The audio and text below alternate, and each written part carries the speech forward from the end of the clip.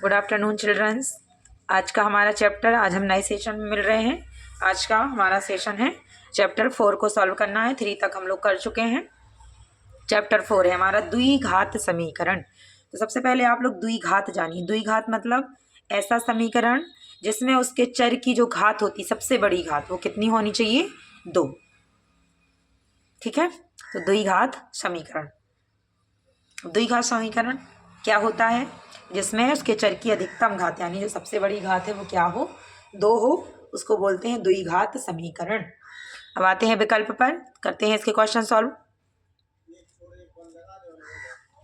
देखिए, सही विकल्प चुनिए। नंबर पहला, यदि द्विघात समीकरण ax² + bx + c = 0, ये होता है द्विघात समीकरण का मानक रूप या व्यापक रूप। इसके मूल समान हो तो समीकरण के विविक्तकर का मान होगा। तो वो जो भी विविक्तकर होता है, विविक्तकर के मूल कब समान होते हैं? जब हमारा जो विविक्तकर यानी d है उसका मान काय के बराबर हो? 0 के। तो हमारा ऑप्शन क्या हो जाएगा? आंसर क्या हो जाएगा? ए। समीकरण x² + x - 1 = 0 के मूलों की प्रकृति होगी। अब इसमें हमें d निकालना है, तो हम a b c के मान लिखेंगे। a = 1, b = 1 और c बराबर क्या है? -1। तब विविक्तकर निकालेंगे। d बराबर होता b² - 4ac। तो d बराबर b का मान 1 का स्क्वायर माइनस में 4 1 और c का मान -1।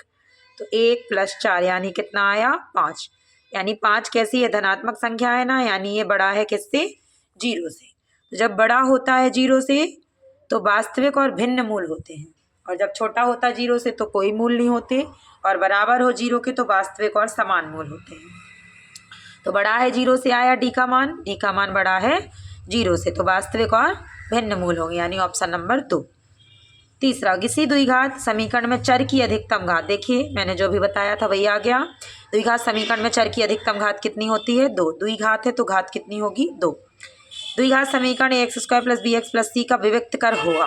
विविक्तकर का सूत्र ये लिखा मैंने अभी, d = b² - 4ac। किधर लिखा है? ऑप्शन नंबर ए में, b² - 4ac। नेक्स्ट क्वेश्चन, निम्नलिखित में से किस द्विघात समीकरण के मूल वास्तविक होंगे? अब वास्तविक होने के लिए हमारे जो d का मान है वो या तो >0 हो या फिर बराबर 0 हो। तो हम इसमें सब में निकाल के देखेंगे। आपने इसको सबको करके देखना है, तो आप लोग खुद से सॉल्व कीजिएगा। मैं आपको अभी इसका आंसर बता देती हूँ सॉल्व करके। यहाँ पे तो देखेंगे b² 1 - 8, तो ये नेगेटिव आएंगे। इसमें 25 - 64, इसमें भी नेगेटिव आएंगे। इसमें 16 - 20, इसमें भी। तो इसमें फर्स्ट वाले के आ रहे हैं 81 माइनस में 4 चौको 16, तो इसके वास्तविक आएंगे। बड़ा है 0 से मान आएगा, तो ये हमारा आंसर हो जाएगा। अब द्विघात समीकरण इसके मूल होंगे। अब इसके मूल निकालने हैं तो इसके गुणनखंड करने पड़ेंगे आपको। गुणनखंड करेंगे,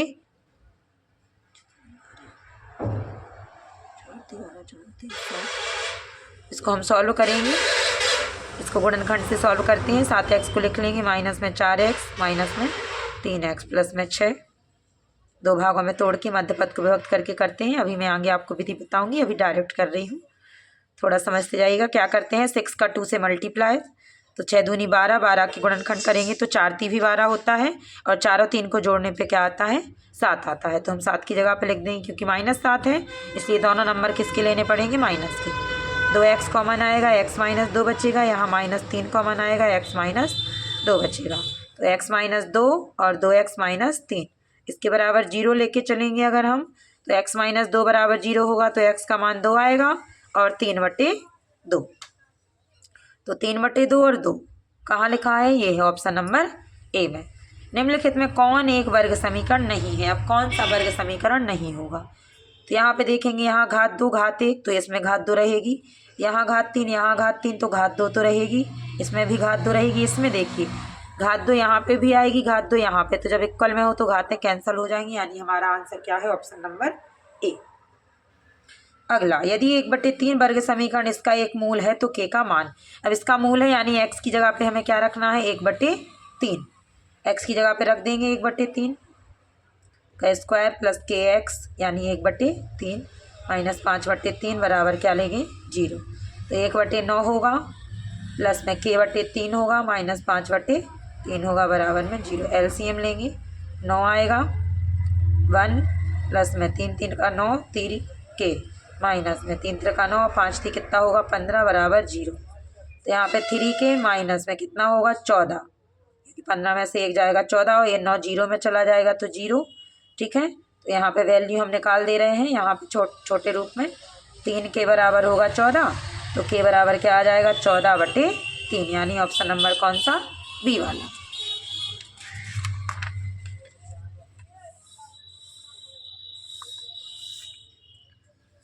बढ़ते हैं नेक्स्ट क्वेश्चन पर।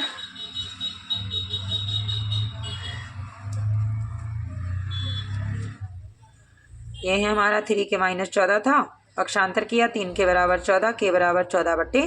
ठीक है, नेक्स्ट क्वेश्चन क्या है हमारा, देखते हैं। के किस मान के लिए वर्ग समीकरण के दोनों मूल क्या होंगे, बराबर होते हैं तो विविक्तकर का मान 0 होना चाहिए। 0 यानी 4k² माइनस में 4k बराबर 0। 4k कॉमन लेंगे, k माइनस 1 आएगा बराबर 0, तो 4k बराबर 0 यानी k बराबर 0, और k माइनस 1 बराबर 0 यानी k बराबर कितना 1, यानी 0 और क्या आए 1, यानी option number C. Next question, इसके विविक्तकर का मान b² माइनस 4ac, b का मान है 10 तो 10 धाम 100 माइनस में 4ac, तो 4 गुणा a का मान 3√2 और c का मान है 3√2, तो 4 थी 12 थी 36 और 2 का 1 2 बाहर आएगा, 36 दूनी क्या हो जाएगा 72। घटाएंगे इसको, 10 में से 2 गई 8 और 10 में से 8 गई 2, कितना आया मान 28। ये है हमारा डी बराबर, डी कहलाता है विविक्तकर। सूत्र होता है डी बराबर b² माइनस 4ac, जो मैं अभी आपको बता चुकी हूँ। द्विघात समीकरण 2x² माइनस 6x प्लस 3 बराबर 0 के मूल होंगे। इसके मूल बताना तो वही करना है, डी बराबर निकालेंगे हम इसमें, तो 36, 6 6 36 हो जाएगा, माइनस में 4 थी 12 दूनी 24, क्या बचेगा 8, नहीं 6 में से 4 गई 2 12 बचेंगे, सॉरी 6 में से 4 गई 2, 3 में से 2 गई 1 12, ये बड़ा है 0 से, यानी धनात्मक मान है ना, तो ये 0 से बड़ा होता है, यानी मूल कैसे होंगे वास्तविक, मूल कैसे होंगे वास्तविक, काल्पनिक नहीं होंगे। काल्पनिक तब होते हैं जब मान छोटा हो 0 से, केवल कैसे होंगे वास्तविक, और भिन्न होंगे तो भिन्न इसमें लिखा नहीं है तो केवल वास्तविक पे क्या कर देंगे टिक। द्विघात समीकरण में मूलों की अधिकतम संख्या कितनी होती, तो जितने घात का समीकरण होता उतने ही मूल या शून्यक होते हैं, तो द्विघात है तो कितने होंगे 2। समीकरण इसके हल हैं, इसके हल देखिए, x माइनस 1 की घात 2 है तो इसको कितनी बारी लिखेंगे हम 2 बार, तो x बराबर 1 और क्या आ जाएगा 1, माइनस का है उस तरफ जाएगा तो प्लस प्लस के हो जाएगा, हमारा आंसर है ऑप्शन नंबर सी। अब वर्ग समीकरण इसके मूलों की प्रकृति, तो इसमें भी वही डी बराबर निकालना है, तो 7 7 कितना हो जाएगा 49, माइनस में माइनस की वैल्यू है इसकी तो प्लस हो जाएगी, 60 है माइनस का तो प्लस हो जाएगा, 4ac में जब वैल्यू रखेंगे तो प्लस हो जाएगा, 4 6 24 240।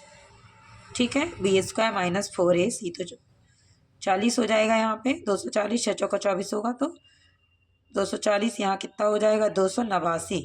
ये भी कैसा है बड़ा है 0 से, यानी कैसे मूल होंगे वास्तविक। अब इसके मूल हैं, इसके मूल बताने हैं, तो इसमें देखिए x कॉमन आ रहा, क्या बचेगा x प्लस 5 बराबर 0, यानी x बराबर 0, x प्लस 5 बराबर 0, तो x बराबर क्या आ जाएगा माइनस का 5, यानी मूल क्या आ गए 0 और माइनस 5, यानी ऑप्शन नंबर ए। नेक्स्ट हमारा, जब वर्ग समीकरण ये के मूल समान हो, यहाँ पे घात 2 गलत दी है, यहाँ पे भी x होता है, इसके मूल समान हो तब क्या होता है, हमारा जो b² माइनस 4ac है उसका मान होता है 0 के बराबर। देखिए b² माइनस 4ac बराबर क्या होता है 0, तो इसको पक्षांतर करेंगे क्या आएगा b² बराबर 4ac, तो हमारा ऑप्शन कौन हो जाएगा डी। बढ़ते हैं नेक्स्ट विकल्प की तरफ। अगला हमारा है, अब रिक्त स्थान की पूर्ति कीजिए। यदि एक समीकरण px बराबर 0 है, ठीक है, और px कितने घात का बहुपद है 2 घात का, तो उसको कौन सा समीकरण बोलते हैं, घात 2 का है तो क्या बोलेंगे द्विघात समीकरण, क्योंकि समीकरण में बराबर में 0 होना जरूरी है, लेकिन बहुपद में 0 नहीं होता बराबर में। किसी द्विघात समीकरण के अधिकतम कितने मूल हो सकते हैं 2 मूल। समीकरण इसके मूल कैसे होंगे, समीकरण इसके मूल कैसे होंगे वास्तविक, इसको हम सॉल्व करते हैं, समीकरण बनेगा इसका x² plus 4x minus 3x, तो प्लस का 1x आएगा और माइनस में 12। अब b² माइनस 4ac से इसको सॉल्व करते हैं अगर, तो आता है बी का मान, देखिए यहाँ ए का मान 1, बी का मान 1 और सी का मान है -12। तो 1 प्लस में 12 चौको 48, 49 आएगा, जो कि बड़ा होगा 0 से। मतलब इसके मूल कैसे होंगे? वास्तविक। कैसे होंगे? वास्तविक और भिन्न। जब बड़ा है 0 से होता है तो वास्तविक और कैसे होते हैं? भिन्न। यदि किसी द्विघात समीकरण के मूल वास्तविक और समान हो तो उस समीकरण के विविक्त कर का मान क्या होगा? 0 होगा। विविक्त कर किसके बराबर होता है? समान मूल के लिए 0 के। द्विघात समीकरण इसके विविक्त कर का सूत्र d बराबर होता है b² - 4ac। द्विघात समीकरण से मूल ज्ञात करने का सूत्र प्राचीन भारतीय गणितज्ञ श्रीधराचार्य ने दिया था। किसने दिया था? श्रीधराचार्य ने। इसको पहले श्रीधराचार्य सूत्र बोलते थे, अब द्विघाती सूत्र बोल देते हैं। द्विघात समीकरण का विविक्त कर ऋणात्मक हो तो मूल कैसे होते हैं? ऋणात्मक यानी माइनस का मान हो तो मूल कैसे होते हैं? काल्पनिक। काल्पनिक या मूलों का कोई अस्तित्व नहीं होता। वर्ग समीकरण इसके मूल, अब इसको भी ऐसे ही सेम सॉल्व करना पड़ेगा हमें। तो x² - 1 b² का मान 0 है, माइनस में 4 प्लस का आएगा। इसके मूल भी कैसे आ रहे हैं? वास्तविक। वास्तविक होंगे, ठीक है। इसके मूल भी कैसे होंगे? वास्तविक होंगे। यदि px एक द्विघात बहुपद है तो px बराबर 0 को क्या बोलते हैं? एक द्विघात बहुपद है और इसका बराबर में मान क्या है? 0। तो ये क्या कहला जाता है फिर? द्विघात समीकरण। क्या कहलाता है? द्विघात समीकरण, ठीक है। अगला, द्विघात समीकरण ax² + bx + c बराबर 0 के मूल ज्ञात करने हेतु सूत्र है x बराबर, देखिए सूत्र होता है -b + -√b² - 4ac अपॉन क्या होता है? 2a। यदि b² - 4ac बराबर 0 हो यानी विविक्त कर का मान क्या हो? 0 हो, तो द्विघात समीकरण के दोनों मूल कैसे होते हैं? समान होते हैं। दोनों मूल समान होते हैं। द्विघात समीकरण इसके मूलों की प्रकृति, इसको भी निकालना है हमें। 1 + 4 5 आएगा। इसकी प्रकृति कैसी होगी? वास्तविक और भिन्न होंगे मूल। वास्तविक और कैसे मूल होंगे? वास्तविक और भिन्न मूल, ये प्रकृति कहलाती। मतलब कैसे मूल होंगे? प्रकृति का मतलब कैसे मूल होंगे? वास्तविक या काल्पनिक। तो वास्तविक और भिन्न मूल होंगे क्योंकि बड़ा है आएगा 0 से मान, ठीक है। बढ़ते हैं नेक्स्ट क्वेश्चन पर। अगला है हमारा सही जोड़ी। स्तंभ ए के बी से मिलाना है हमें। यदि किसी द्विघात समीकरण का विविक्त कर d बड़ा है 0 से और बराबर भी है 0 से तो मूल कैसे होते हैं? वास्तविक और भिन्न होते हैं। नंबर पहला, अगर इसके मूल समान हो तब ये जो b² - 4ac बराबर क्या होता है? 0। समीकरण 2।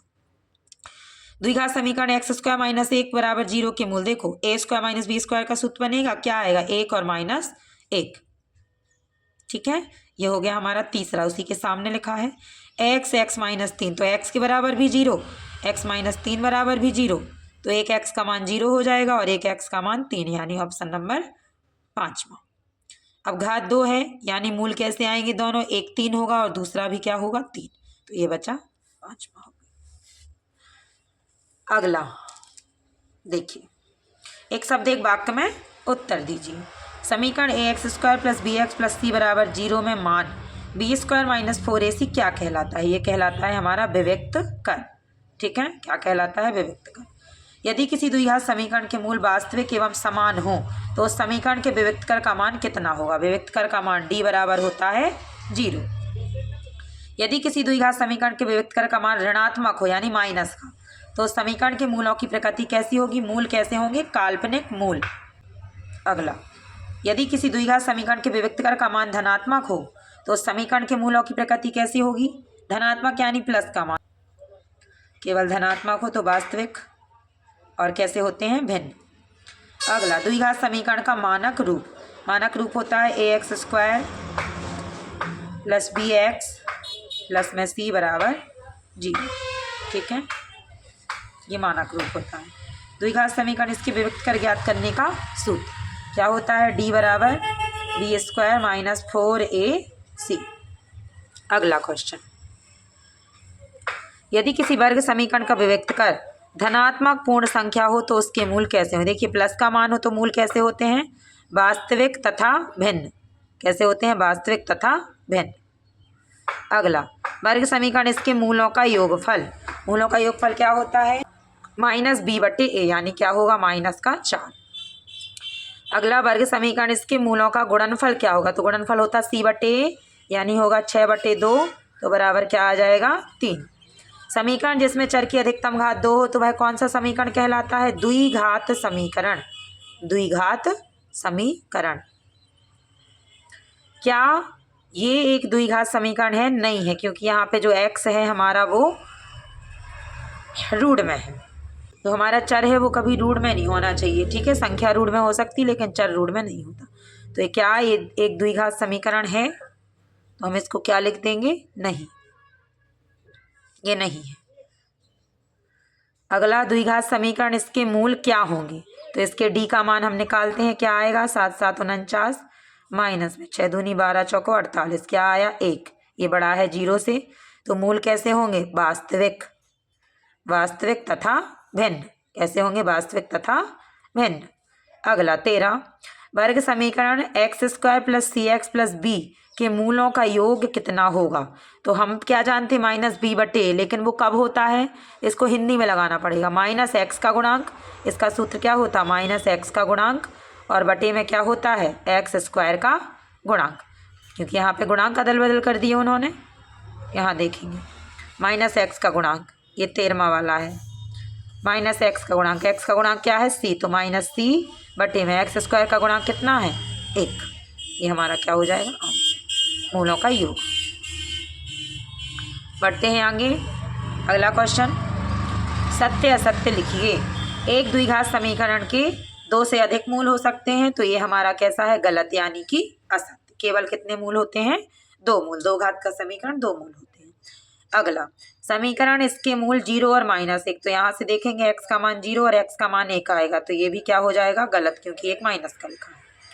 समीकरण, इसके मूल समान होंगे। 4 चौको 16 -16, हाँ ये सत्य है, क्योंकि d का मान 0 आ रहा। ax प्लस b बराबर 0 एक द्विघात समीकरण। यहाँ देखिए घात 2 नहीं है ना, तो ये कैसा है? गलत। वर्ग समीकरण में चर की अधिकतम घात कुछ भी हो सकती। वर्ग यानी कि घात कितनी? 2, कुछ भी नहीं हो सकती, ये भी कैसा है? गलत। x² - 1 बराबर 0 में x के मान 0 और 1 है, ये गलत है। क्या आएगा? प्लस का 1 और माइनस का 1।